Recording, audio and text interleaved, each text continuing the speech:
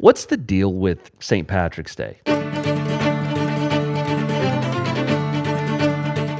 I mean, all around the world on March 17th, people celebrate a holiday known as St. Patrick's Day. At my house, we celebrate my daughter's birthday, but since that's not a national holiday, probably not going to be the most interesting video.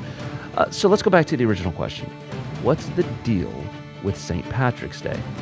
For many, it's a time to gather in local bars and pubs and drink until they can't remember their own names. For others, it's about eating traditional Irish foods. Most people wear green clothing, or if you're stubborn like me, you don't wear green clothing at all. And many head out to the streets for St. Patrick's Day parades. But who was St. Patrick? St. Patrick is known as the patron saint of Ireland. But would it surprise you to know that he wasn't even Irish? Well, he wasn't. Patrick, or Maiwin Succat, his birth name, was born in Britain in the 4th century to a successful and religious family. However, Maiwin would not consider himself a person of faith.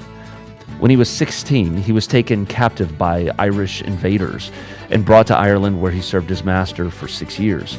It was during his captivity that Maiwin claims to have become a Christian. He writes that after being in captivity for some time, he had a dream in which he came to believe that he would soon be free. He actually convinced a ship to allow him to come on board, and after 3 days of sailing, he landed in France, where he got off of the ship and then began to make his way back home. He got lost and spent 28 days looking for home, but eventually was reunited with his family. Maiwin would eventually enter the priesthood, change his name to Patricius, or as we know it, Patrick, and ultimately make his way back to Ireland to convert the pagans who once held him captive. It was Patrick who combined some Irish Druid teachings with Catholicism to try to help convert the Irish people.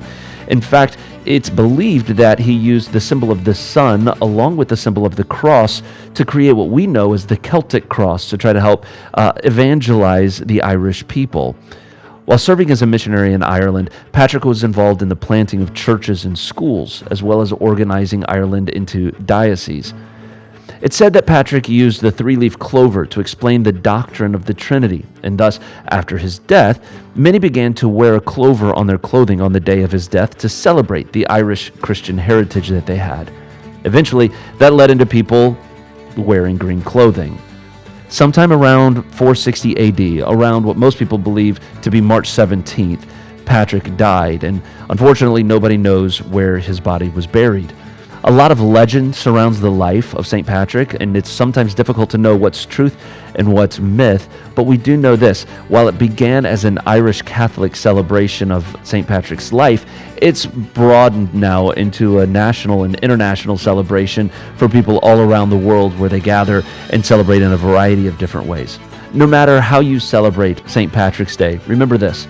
His goal was to convert a pagan people to what he believed was the truth. And whether or not we agree with all of his theology, I do know this. Anytime we spend trying to share the good news of the gospel with anyone is a great day, whether it's St. Patrick's Day or any other day of the year.